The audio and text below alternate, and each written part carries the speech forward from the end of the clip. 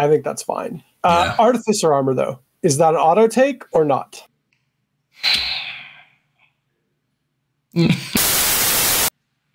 Hi, everybody. This is Jason. This is Pete. And this is the Lost Legions podcast. And today we're here to talk to you about tactical squads. Everyone's favorite boulder boy. The most exciting choice in Heresy 2.0. Yeah. So first off, like, they can be anywhere from 10 to 20 guys. Yep. Pete, do you have any preference actually on what size squad you like running for them? The more men, the better, really. 20 men. Yeah, 20 men is definitely the way to go, I think, if you're teaming up an apothecary. Okay. Or 10 man, and then definitely take a rhino. That's my short one way or another on it, if that makes sense. Okay. Well, this leads me to kind of my next point was the transport. So the options are you get a rhino for 35 points, or you can find some other way to transport them. Yeah. So would you transport them in, say, a Spartan if you were going to do 20 men? No, I don't think I would, to be honest. I think I have done. I've done it with the Iron Warriors a couple of times. The problem is they're not lethal enough to warrant the cost of that transport. Yeah. Now, if there was like a double-decker rhino, then yeah, for sure. Like a red one, a red double-decker one. Yeah. Yeah, and you can go anywhere for £1.50 on contactless, which still surprises me living outside of London. I still like the idea of a double-decker rhino. Bring up the tactical entry here. The double-decker rhino would be great. Oh, man, I want to build a double-decker rhino now. I know. I want one that takes 20 men. It's like armor 9, stiff breeze, blows it over. Yeah. +1 explosion strength. Yeah. Yes, but okay. I mean, I agree with you. I think that, like, if you're going to take 12 men now, so you can put 12 men in a rhino. No. Why not? Well, hang on. Let's read the rules. They're right here in front of us. Okay. Ooh. A unit of no more than 10 models may take a Legion Rhino transport. So you can't do 12 TAC Marines in a Rhino. This is interesting. So this is something I keep finding in 2.0 where, like, there are very clear rules like this, but, like, you'd assume because, like, the amount of dudes that can fit in a Rhino is 12. Yeah. This is good, actually, because I was messing around with 12 men in a Rhino. But so basically you can take a character. Two characters. You can take an apothecary and a tech marine. A tech marine. Yeah, okay. And go Codex Astartes on it pretty much, right? Right. I think that's kind of the thing. Yeah. Okay. So they've basically left you space for all of your upgrades, but you're only 10 guys, 10 TAC Marines can be put in right now. Okay, that's actually really good information. Why don't we jump over to... Actually, hold on. Let's talk about the transport for a second. Okay. Because I think that the Rhino is a very flexible chassis now. And, like, there's two ways to run it, in my opinion. Okay. Which is one is fully kitted out, and the other one is cheap as hell. So how do you feel about it? Like multi-melta running forward or just no upgrades?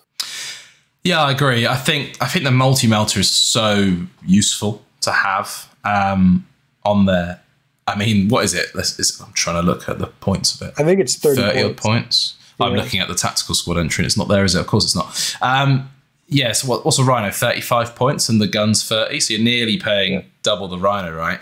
But with multi-belts being twin linked, with pinter weapons being able to return fire, you can move 14 and still, is it 14 movement or 12? I can't remember. I think it's 14. So you can still move your full distance and fire that one weapon as well. You've got a decent melter threat range. It just makes that squad and what they're doing far more viable. I agree with you. All pintle weapons can return fire even if they're over strength 6. Yes, because it's a perk of a pintle weapon. Yeah. Okay. Yeah. So it pretty much only affects multi-meltas off the top of my head. I can't think of any other. Combi plasma? Yeah. There you go. Combi. If you really want to spend 10 points on a one-shot combi plasma and return fire with it, yes, you are correct. Yeah. Yeah. Okay. Which you're not going to do. I stand corrected. Yeah, it's good. And they just begin to make the difference as the game. I mean, you saw mine playing against Johnny the other day, like just snap fire that Xiphon right out the sky, right? Yeah, that was because it's twin linked, right? It's like, you know, sixes followed by sixes, like not a terrible thing. They become better as the game goes on, right? And actually, it's a thing. Looping it back around the tactical squads. I think this is what the key with tactical squads is as well, is don't throw them into the fight until you kind of need to. Right. Do you know what I mean? Like, especially with reactions now, like why open up with 20 rapid fire bolter shots onto a melter gun squad or an enemy missile launcher squad or something like that, right? When they're just going to return fire and delete your scoring unit immediately. Unless for some reason you want them to burn that reaction. Yeah, okay, true. That could be viable. True, that could be also a viable part of the chess game nowadays. Poor Marines. Burn their reaction. That is your only job. So I guess we kind of agree. You either kit out your Rhino fully or you just leave it cheap, right? Like, but don't fuck around and buy it like a combi. Well, I guess you can get a combi grenade launcher. Might be interesting. I can't think of any other good upgrades for it though.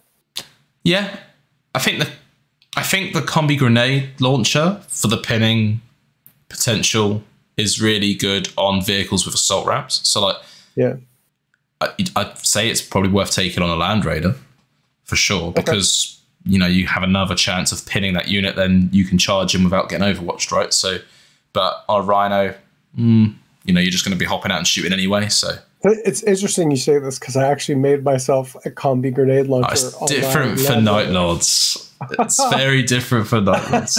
No, but I used one. I used the melta gun and I used the flavor and I turned it around and I combined them and I'm like, that looks like a grenade launcher to me. Perfect. So yeah, because there are no combi grenade launchers. I'll just print you one. Just print. I'll print you one. Anyway. Good. Well, hey, I need some for my Atramentar, so, but I don't need them right now. Yeah. I have another list I need to get done by your event. So yeah. Dozer blades are worth mentioning though. I think, you know, if we're still talking about transports quickly, like I'd always go Dozer blade. On the Rhino. I think so. Yeah. Yeah. Okay. For a squad that needs to get somewhere in particular. I go back and forth on them, but like kind of agree with you. Yeah. When you roll really it, nice it's terrible. Yeah. It's kind of one of those things that I would cut if I'm sitting there at a list and I'm at like 5 points over, 10 points over, whatever. I might cut a Dozer blade off. Yeah. But like besides that, yeah, it's kind of a thing that I would normally take with them. So yeah, not a bad idea to start with them and cut them if you really come down to points, but I think they're definitely worth it. Cool. So I think in a nutshell then we're saying if it's without looking at Legion specific tactical squads, if it's standard sort of entry tactical squad, personally 10 man in a Rhino, 20 man on foot. I wouldn't bother with 10 man on foot and I wouldn't bother with 20 man in a Spartan, for example, or whatever. Okay. I don't know if you, that's where I'm at with it. Yeah, no, I agree with you. I think maybe 15 men could be pretty interesting too, but like again, that's just sort of like, I mean, it kind of depends on points levels and what you're playing. Yeah, but yeah, I mean, then again, that point you're on foot at this point, so that's kind of what we're sort of saying. But yeah, they're not worth the Spartan, definitely. Yeah. Why don't we jump into their special rules a little bit and talk about Fury of the Legion first? Yeah. How do you feel about Fury of the Legion, and what does it do? Fury of the Legion, I've not actually used it because I've been running Fury of Olympia instead. Oh, okay. But Fury of the Legion is as long as you stood still in the movement phase, you can fire your bolter with +1 additional shot per bolter guy, right? Yeah. But specifically the bolter, not the bolt pistols like it used to be of old. Yeah, I think that this is something that is new to this edition. But yeah, it's definitely your bolter, not your bolt pistol now, which I thought was like, I was like very surprised by. But it's cool because now instead of like doing the thing where you fire twice and then you have to reload and like can't fire the next turn, now you can do it every turn You just need to do it. You can just do it with one extra shot, though. So I think it's just a lot easier to deal with, right? Like, so if they're over 12 inches, you fire twice at them. If they're under 12 inches, you fire 3 times at them. Yeah, exactly. Simple, easy, cut and dry. Yeah, completely agree. And you can use it as a reaction, can't you, as well? Yeah. So that's actually a really, really cool part about it too. Yeah. So I mean, I think it gives attack squads a little more firepower than people are expecting, which is good. Yeah. And I think it makes them a lot more flexible. And I think for some legions, it's even better, but we'll get into that when we get to kind of the legion specific stuff a little further down. Yeah. The other 2 rules they have, and we talked about this one already in a different video, is line. Which is super important, but just because it's the only thing that lets them score. And that makes them a hugely important squad just in your army, just to begin with. And there's only so many squads that have line. But the other one is Heart of the Legion, which you talk about a little bit. Yeah, so Heart of the Legion is if you're within 6 inches of an objective, I think it's 6 inches, Jay. Write in the comments, guys, if I'm wrong. They come here for our theories, not our exact science. You don't have to be scoring the objective. That's the key thing, right? I think it's as long as you're within 6 inches of the objective, you gain Feel No Pain 6+, or +1 to an existing Feel No Pain roll. Yeah, so that's why that's a really exciting part, right? Because your apothecary makes you 4 up Feel No Pain at that point. Which is huge, right? Especially in a 20-man blob squad, because like you don't want to shoot at 20 Bolter Marines the other side of the table, sat on an objective that can't hurt you back. But at the same time, you need to shift 20 tactical Marines with 4+ Feel No Pain. Yeah. So you're gonna have to put some hurt on them. Otherwise, they're just gonna keep scoring them objectives, right? Yeah, I think that's actually really good for them. Like, and I've kind of forgot about Heart of the Legion, so this is something like. Remember, right? Because it's different from last edition. I've kind of forgot about Heart of the Legion. It's something to keep in mind. I think it's something to keep in mind as to where you're going to place them. Really, really important. Yeah, I think considering, I mean, they are in effect probably, I don't know, man. I think they might be the toughest standard line unit you can take in terms of survivability if kitted out right. Because of Heart. Yeah, that's a really... I mean, breaches are because of... they've got the... Well, this is going off topic a bit, but you've got the reroll failed armor saves against blast and the 5+ invuln, which can't be ignored. But you don't get the Heart of the Legion. I don't know if the 4+ Feel No Pain is better. I'm not sure. I mean... It's different, isn't it? Yeah, it's different. I think with the breachers, you can get a 5+ Feel No Pain. And have a 5 of course you could, yeah, you're right, yeah. And reroll blast. So breaches are probably the most survivable then. Yeah. Yeah, I would say yes. But I mean, still a 4 Feel No Pain, though, against some stuff is going to be even better. Yeah, right? Like, yeah. Against little stuff, I think that's not blasts. I think it's going to be better. And there's a points difference, right, as well. So that, I mean, yeah, anyway. Yeah. So breaches are going to be better at surviving higher AP stuff coming at them and blasts. And the attack squads kitted out right are going to be better at surviving smaller stuff. So, yeah, I mean, but they are surprisingly survivable. They're also surprisingly punchy in certain circumstances, especially when they're returning fire. Yeah. So I think that's really cool. So let's maybe talk a little bit about how would you kit out the sergeant? What would you say the best weapon is, the best armor, and do you take melta-bombs? Again, non-legion specific. Yes. I would argue the power sword would be my preferred choice. Okay, interesting. Not the power fist. I disagree with you a little bit, but not in a bad way. It's just I lean towards the power fist, but I think that's good. This is when you have choices like this and people have slightly different preferences, I think that's a good thing, not a bad thing. Yeah, I think if we're looking at just the squad, if he's the only character in the squad, then I would say power weapon. If he's not the only character in the squad, then I would lean more into like the fist, because you can just cull the unit rather than getting caught up in a challenge, right? That's my concern here, is you get caught up in a challenge. Best case scenario is with an opponent that has equal weapon skill to you. Yeah. Like absolute best, right? More often than not, you're probably going to be hitting on 5s instead, striking last. And you're probably against someone in a challenge who's got some form of rending or ignores AP3 at initiative or AP2 at initiative or whatever, right? So I that's where I think it might be a bit of a waste, but I get why you would want it. In situations like this, I always say it's because I'm an optimist. So I think I'm gonna weather your power sword hits, and you're not gonna rend me, because I'm gonna take artificer armor with that power fist for sure, and then I'm gonna squish you. Yeah, and that. But yes, I mean, or we're gonna punch each other out with power fists. That's the other option. Yeah. But I actually lean on kind of what Pete's saying too. Like, I actually rate both the power sword and the power maul, I think, are two very good options as well. Yeah. Especially if you're just going to go wading into somebody's squad, like, you're going to get a lot of extra hits. I do think that, like, so what do you think about melt bombs? Because I think the fist gives you some flexibility to not take melt bombs. Yeah, I don't think you need it. I don't. If you're going to be fighting a dreadnought in close combat with this unit, you've already lost. So one melt bomb's not going to make any difference. You're probably not going to be getting into combat with a vehicle, because you're not going to be. Well, it's unlikely you're going to be choosing to dump 10, 20 of these guys out of a Land Raider to assault an enemy vehicle, right?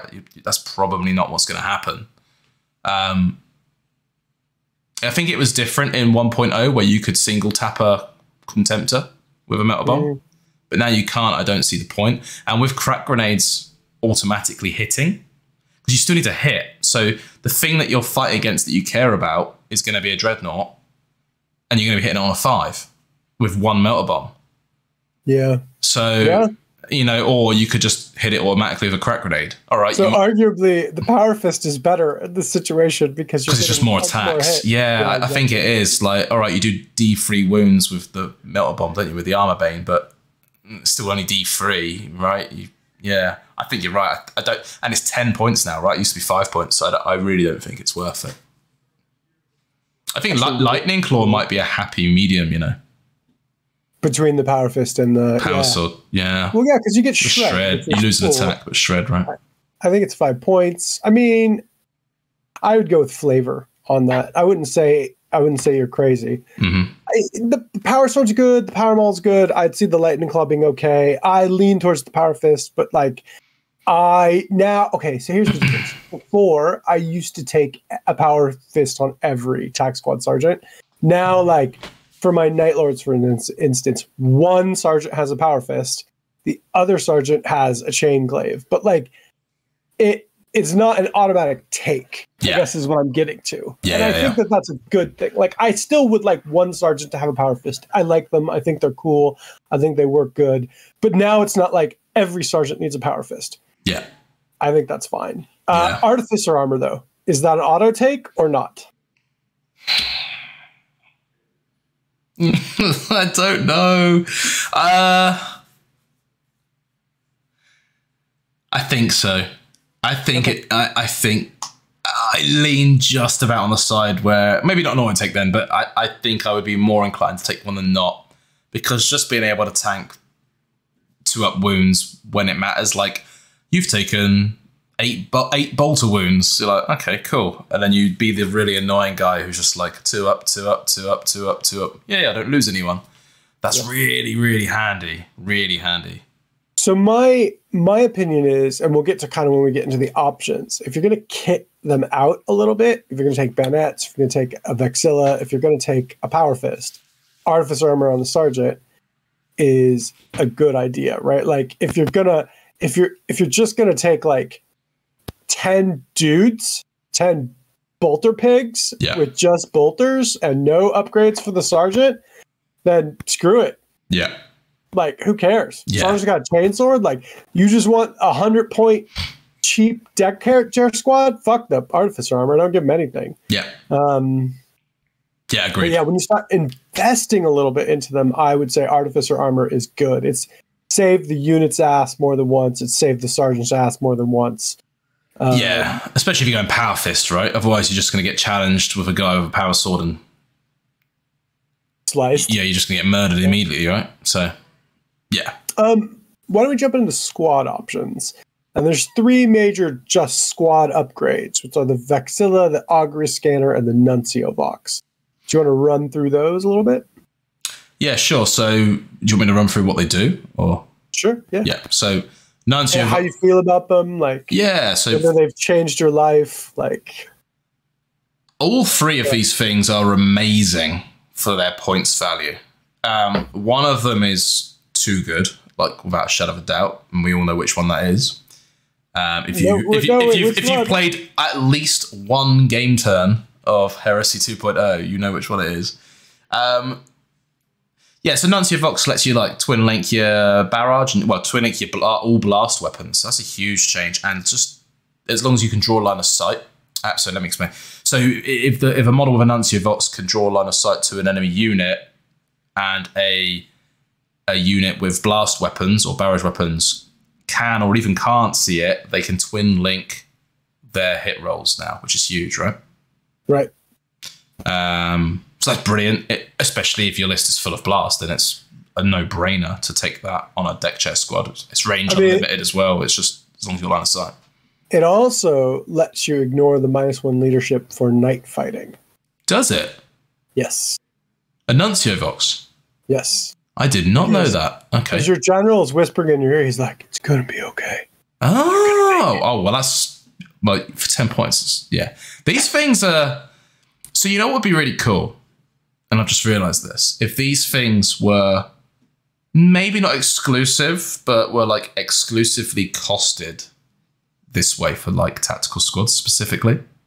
Do you know what I mean? More expensive for other things. Yeah, because they're really cool pieces of war gear that really make this unit good for its points value then. Do you know what I mean? That could be quite a cool thing. Anyway, that's wish listing. Augury Scanner. What? You ignore the negative effect of night fight for range? Yes. You still take the -1 to hit. Yeah. You enemy units can't infiltrate within 18 inches of you. Oh yeah, I forgot about that. Yes. And that's really good. Yeah, and you can intercept with the unit for a reaction, which is insane. Without a reaction. Sorry, it can't. Yeah, sorry. Yes, yeah. Beg your pardon. Yeah. Which is for free. And this is the one you were talking about. Yeah, it's uncapped, isn't it? I think unless we get a fix on that in the coming months, I think any future events I run, there'll be a cap on how many can be used in it. Well, yeah, maybe how many can you use in a game turn, but then you've got guys deep striking out something out of deep strike, right? So it's an interesting mix in a minute. But who knows? I would say leave it for after the event and see how it goes. Yeah, I'm not going to do it for this upcoming event. Yeah. It just does seem really weird. Yeah. That it doesn't. Before, like you would, if things had an interceptor, you would shoot and then you couldn't shoot in the following turn, but it was a minus. It was awkward though. I see why they ditched it. I'm not sad that they've ditched that, but like, yeah, it does seem strange that if you have an entire army full of augury scanners, you can just savage a deep strike list. So it becomes like this weird armored ceramite from 1.0 thing where like nobody took multi-meltas because everyone had armored ceramite, and then no one took armored ceramite because no one took multi-meltas. Yeah. So it's like, yeah, it is. We'll see. I'm curious how it's going to pan out. Actually, let's talk about the last squad option, which is the Vexilla.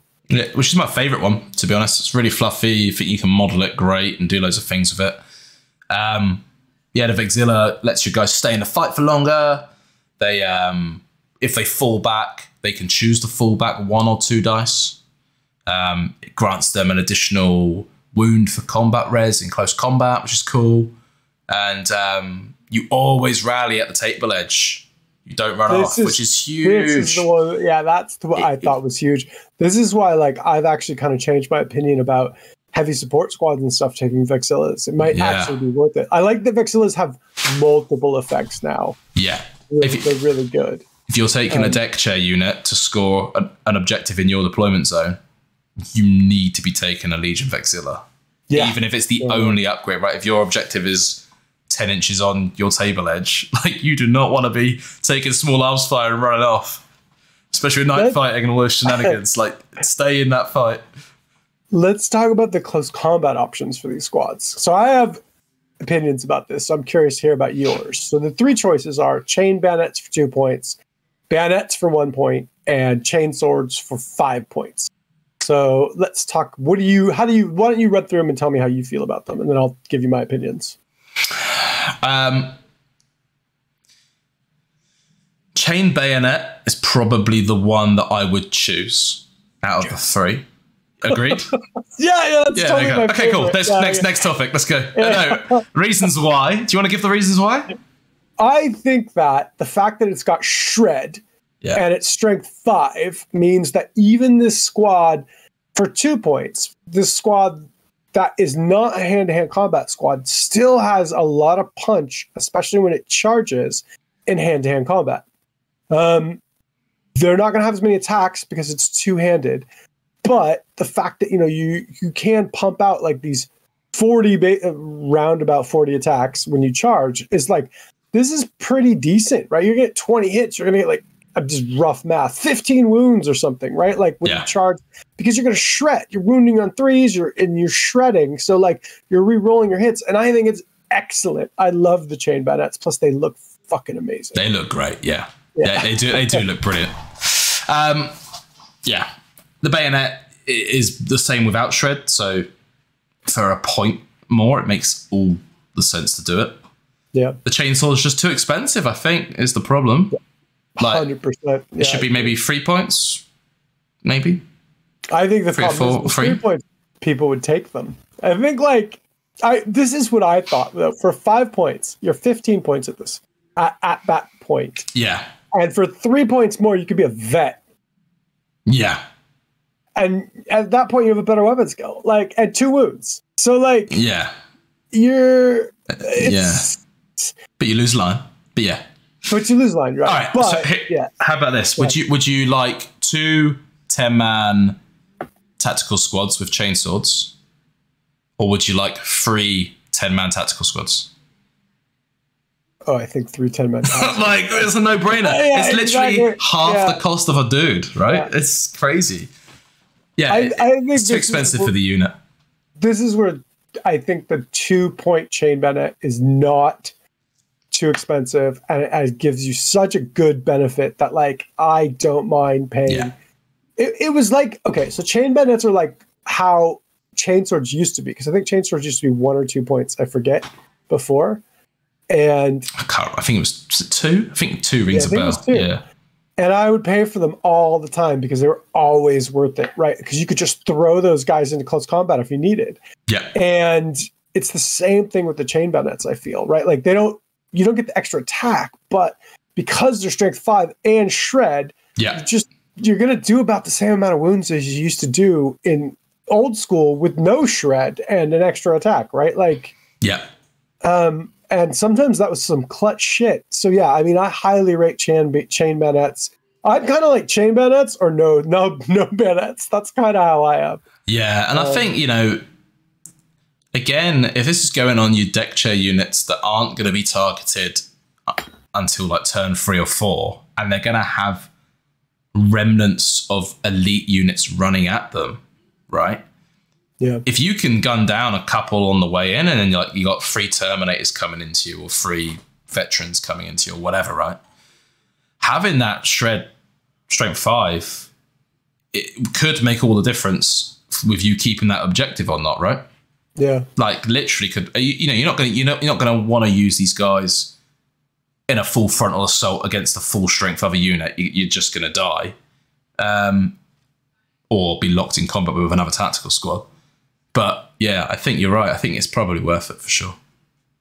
I mean, I'd chance 40 attacks on one dreadnought fishing for 6s. Like, if you had 1 wound left, run it at me. Like, I might run in and fucking just try try to chain ban at him to death. I mean, yeah, I think the chain bayonets are a good value. I think that I wouldn't laugh at you if you took the regular bayonets. I think that they're fine for 1 point. They don't excite me at all. They do look pretty cool though. Yeah, I really like the way they look. I think I prefer the way they look than chain bayonet. I think that's fine. Like I still think they're good. I mean, the thing is they're 1 point, right? So like for 1 point you get extra close combat punch. That's fine. The chain bayonets through shred is just huge. Yeah, and I think chain swords are too expensive, man. Way too expensive. Yeah. Well, why don't we talk a little bit about legions and specific legions that stand out to you for ways they can use their tac squads with their legion rights of war or their we'll pick out the ones that sort of attract us the most, sort of thing, or we find the most interesting. Iron Warriors, I think, have the best ones available, purely because of how they can change their stuff around. So they can have shrapnel bolter rounds instead of regular bolters, so they lose some range, go down the range 18, so you rapid fire 9, but you gain pinning, and pinning is huge in this edition, right? So if you're a deck chair unit, you kill one guy on Overwatch, there's a chance that unit could be pinned. Not going to make that charge. You still get to score your objective. You get to shoot them in your next turn again. Really crazy. That and with their weapons and certain rights of war, which won't go into too much detail here, really, but you can end up. You have Fury of Olympia rather than Fury of the Legion, which is just always game +1 shot. There's no movement penalty or whatever. It's pretty good. And you also reroll 1s to hit as well. So they really work well with bolt weapons. It's a right of war, though. It's a right of war, yeah. But it's built around tactical marines, that right of war, so it's good. So we're kind of going to the ones that we play, but I think large squads of Night Lords with chain bayonets and bolters are going to be crazy good because their Legion rules allow them to wound on 1 less. No, they're +1 to wound, sorry. So, but basically this means on 3s, they're going to be wounding Marines. Yeah. And then with their chain bayonets, they're going to be running in and wounding Marines on 2s with shred. Yeah, okay. Similar to Blood Angels, really, on that. The way that would work, yeah. Cool. But they could do it on both. They can do it both on shooting, and so it works really well with large squads of tactical Marines. Yeah. And I think that is going to make them extremely good, right? So like I gave mine chain bayonets, run them in squads of 15, more like less to be like more resilient and more that like they just outnumber initially the squads they're facing. Yeah. Oh, I think Jay, you've frozen. Your camera's frozen. Oh, we're back. You're good. Sorry.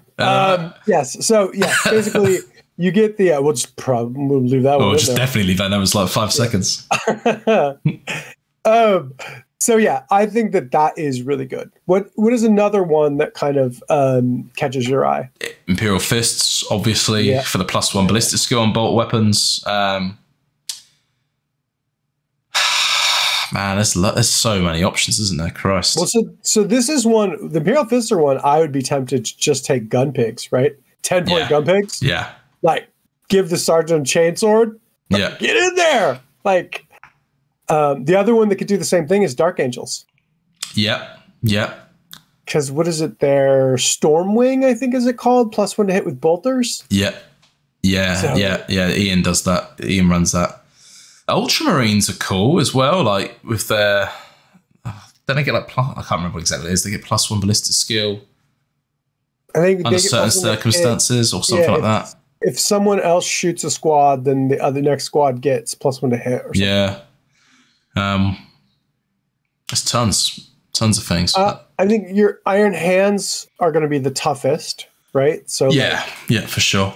because they're going to count as toughness 5 when you're shooting them. So they're going to be really good to sit on an objective. And like we discussed with an apothecary and Heart of the Legion, they're going to have a 4-up, feel no pain, and be toughness 5.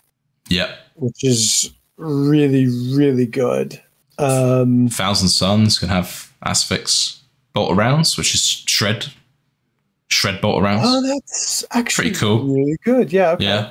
Yeah. How much is the upgrade? Do you remember? 1 point, but you lose 6 inches range.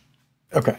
So that's still pretty good. If you don't want to deck chair them. That's then like, do you deck chair them, right? Or do you, you're back in that point now. Well, are they going to work as a 20-man blob, or do you need to go 10-man and probably a rhino, right? Yeah, that's what I would do with that. Yeah, like, I'd dump them out of a rhino and just like shred's pretty decent, right? On your shooting guns with Fury of the Legion as well. Like, yeah.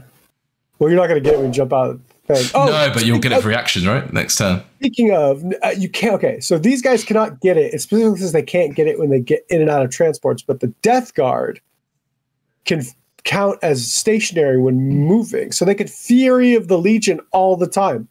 Yeah. So they just walk around Fury of the Legion, dicks. Yeah, because they always count as stationary, and that's actually really cool. It's very Iron Warriors, but it's very cool. But not when they get out of transports. So that is just keep an eye on those Death Guard players. Yeah, they can't do it when they get out of transports. Yeah, I'm trying to think if there's any other legions that. I don't think there is anything else specifically. Blood Angels, I guess they're gonna get plus 1 less to wound on charges. So with bayonets, they're gonna be wounding on 2s again, which is good. In a pinch, right? Like this is Blood Angels are the kind of ones I'd always give bayonets to. Yeah. Oh yeah. Yeah. You be mad not to, right? Yeah. Lean into that. I think that's the thing to take away, right? Whatever, like look at your Legion rules and lean into them with certain units, right? Yes. Where you can, for sure. Like arguably the spoilers might be a much better choice for a lot more Legions, right? Because you want to be in close combat with a little bit more with other units, right?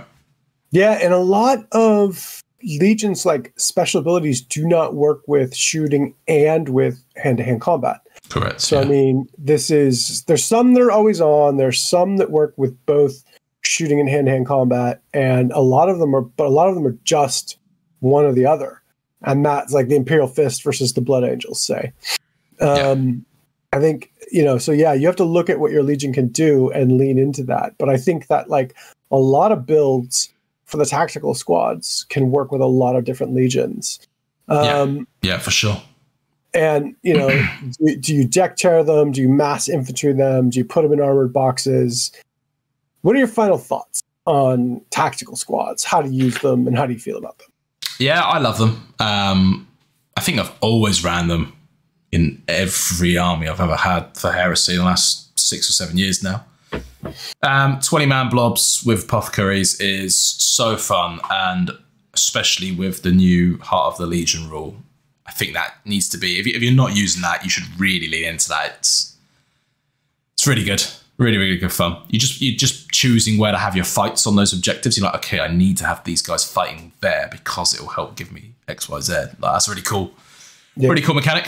I think they're brilliant bang for buck. I mean, arguably, if you want to take all of your elite units in your army, just take, it's a bit boring perhaps, but you could take 6 10-man tactical squads, right? And have these as the gun pigs running up and supporting, just covering fire for your other guys and stuff, and like your more elite units, and just especially if you're Imperial Fists or exactly, just 600 points as well. It's like nothing for 6 scoring units. There's loads you can do, but they're brilliant. They're so much better in this edition than what they were previously. Yeah, I agree. Lots of more interesting choices, lots of more interesting things you can do with them. Yeah, that's it. Thanks, guys, for listening, and give us a like and a subscribe. We appreciate all the help. Yeah, cheers, guys. Appreciate it a lot. Take care. Bye.